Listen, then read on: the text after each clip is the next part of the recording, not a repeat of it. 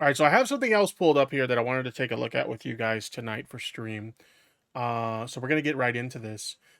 This is a tweet by Brian Allen that says, "Breaking: Minnesota just sued Kristi Noem's DHS over the Alex Pretty shooting, and it's a constitutional gut punch.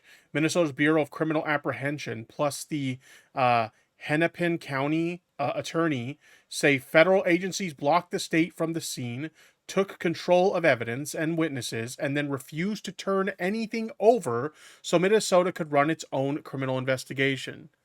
You know, you have to look at this and be like, okay, let's say you're one of these dipshits who's saying that, what happened was justified. If you truly believe that what happened was justified, why not allow them to conduct their own investigation? If everything's on the up and up, then surely after they look over everything and all the evidence, they'll come to the same conclusion, right? And say, hey, you know what? We were wrong. Alex Pretty, what happened to him? It's a tragedy, but that's exactly what should have happened. Surely they'll come to the same conclusion if nothing, was wrong, right? But you have to start to question it a little bit. Why are they preventing local authorities from conducting their own investigation if they didn't do anything wrong? It really gets the noggin jogging, doesn't it? And here's the part that should set off every alarm in the country. The complaint alleges DHS didn't just lock Minnesota out, they allegedly let the scene collapse while evidence was still at risk. Minnesota is arguing you don't get to investigate yourself in secret after someone dies. Okay, let's take a look at this. This is part of the affidavits, I guess, that were filled out or whatever. Defendant's initial attempt to bar BCA access to the scene of the shooting, and they're taking into custody of evidence before plaintiffs could gain any access to it, violated plaintiffs' core sovereign interest in investigating and enforcing state criminal law. The fact that federal authorities attempted to bar BCA and then let the scene collapse directly threaten the availability to plaintiffs of evidence needed in a criminal investigation. The actions of federal authorities to date indicate defendants will continue to withhold, destroy, alter, or conceal, or allowed to be withheld, destroyed, altered, or conceal evidence if not restrained from doing so.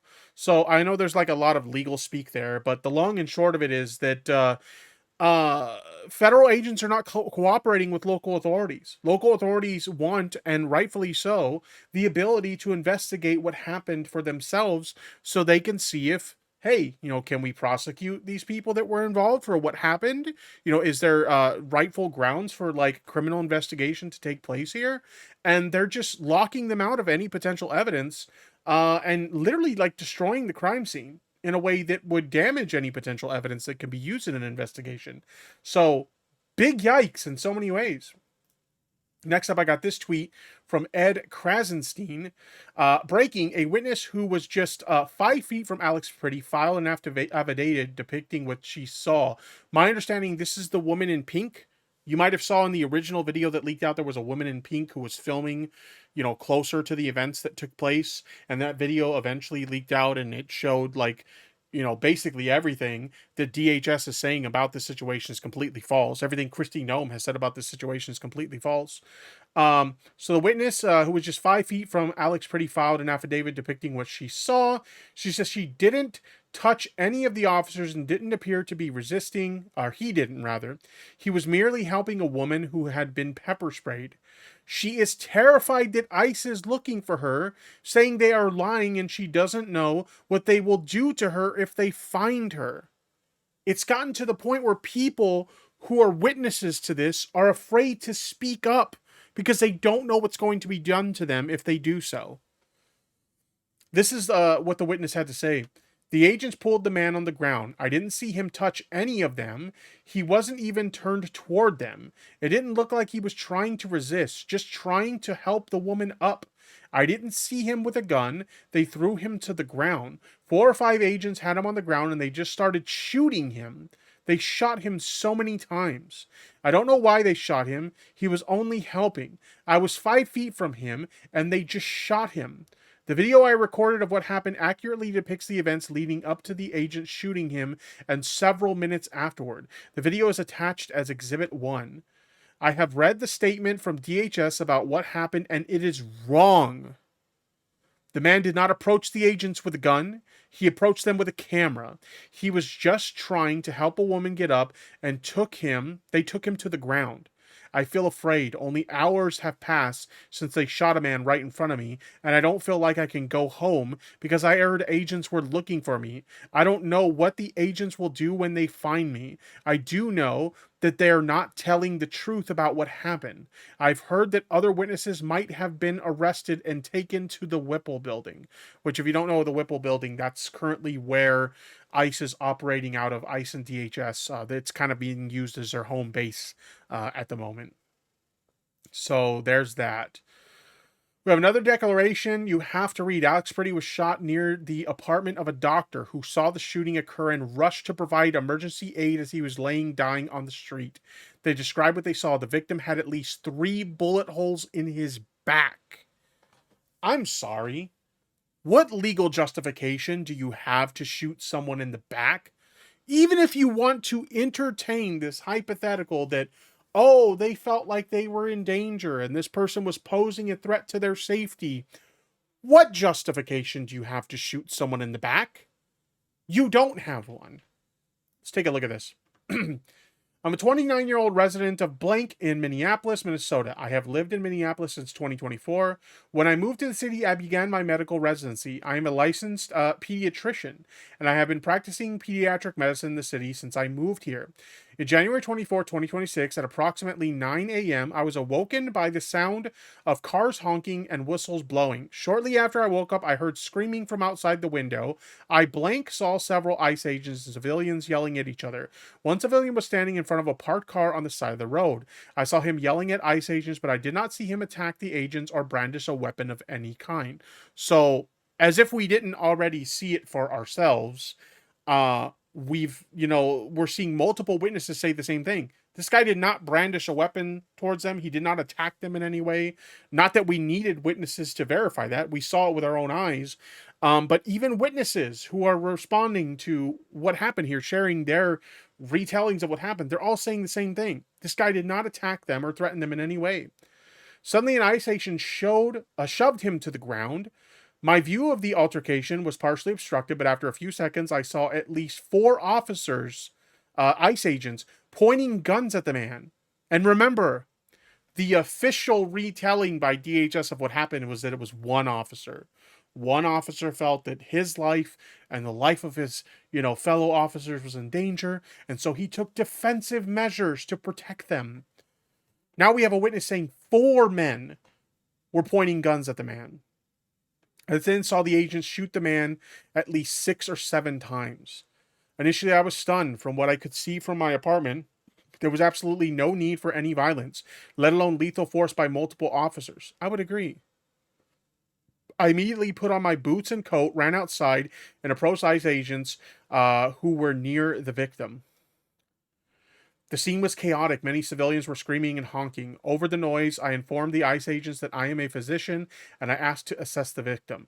At first, the ICE agents wouldn't let me through. They repeatedly asked me for my physician's license, which I obviously didn't have. But none of the ICE agents who were near the victim were performing CPR, and I could tell the victim was in critical condition. I insisted that the agents let me assess him. Normally, I would not have been so persistent, but as a physician, I felt a professional and moral obligation to help this man, especially since none of the agents were helping him. Remember, that was another thing they said. Another thing they said was that, they immediately allowed, medics to provide aid to him. But again, we saw the video. That's not true. So now we have a witness vouching for that. Nobody was providing aid to them. Finally, one agent agreed to let me assess the victim. He patted me down to make sure I didn't have a weapon and then let me approach the victim. As I approached, I saw that the victim was laying on his side and was surrounded by several ICE agents. I was confused as to why the victim was on his side because that is not standard practice when a victim has been shot. Checking for a pulse and administering CPR. And remember, these people are supposed to be trained professionals, right? We've seen multiple law enforcement agencies come out and say that the actions by ICE and DHS are not the actions of professional law enforcement. So now we're seeing something else be vetted for us. Like, hey, this is not standard practice. Checking for a pulse and administering CPR is standard practice. Instead of doing either of those things, the ICE agent appeared to be counting his bullet wounds. I asked the ICE agents if the victim had a pulse, and they said he did not know. I then asked the agents to make space so I could assess the victim. The victim had at least 3 bullet wounds in his back. 3 bullet wounds in his back. Wow. Cowardice. I asked the ICE agents to turn the victim from his side to his back. From that position, I saw an additional gunshot wound to the victim's upper left chest and another possible gunshot wound on his neck. I checked for a pulse but did not feel one. I immediately began CPR. Shortly after I started compressions, EMS personnel arrived and took over. I remained at the scene for about 5 more minutes, but protesters began to gather and the situation seemed to be escalating, so I left and returned to my apartment. When I returned to my apartment, I was extremely distraught. I was sobbing and shaking uncontrollably. Eventually, I called my sister, who lives in a nearby suburb. I called her for comfort, and because I did not feel safe in my apartment, I wanted to see if I could stay with her for the day and maybe even a few days. I also sought advice from a friend who works for the city of Minneapolis. He recommended that I shelter in place because the situation outside my apartment was so dangerous. I was going to follow his advice, but then ICE agents deployed tear gas on the crowd and had gathered below, and the tear gas began seeping into my apartment. Jesus. At this point, I did not feel I could stay in my apartment any longer. I packed an overnight bag, took the elevator down to the parking garage, and drove about 6 blocks to a friend's house. I was still crying and shaking at this point, and I was barely able to speak. I drove to my friend's house because it was close and I wanted time to collect myself before driving 30 minutes to my sister's house. I am devastated by the killing of a Minnesotan by multiple federal immigration agents. From what I could tell, the victim was not actively threatening ICE agents or the public. He was just yelling at the agents because he objected to ICE's presence in our city. A person should not be shot and killed for lawfully expressing their opinions. I'm not sure when I will return to my apartment. I do not feel safe in my city. In less than 1 month, ICE agents have shot and killed 2 people for protesting and observing their actions.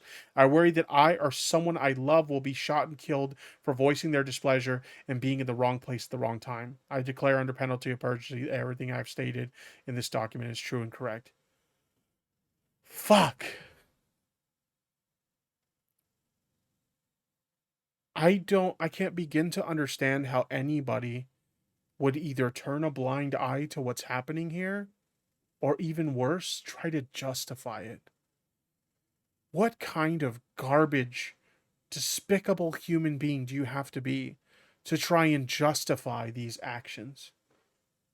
I have no respect for anybody who would look at what happened to this man and think, yeah, that's fine. What else do we have here? They were quote tweeting somebody else. More plaintiff has added in the case and added declaration from a pediatrician who sought to administer. So this is just the same thing we just read, but more of it. Or it was the one we read is more of it. Gotcha. I wanted to highlight a couple other points before I move on from this particular segment. I saw this from NBC News. It says DHS has shot 12 people during immigration enforcement operations since September.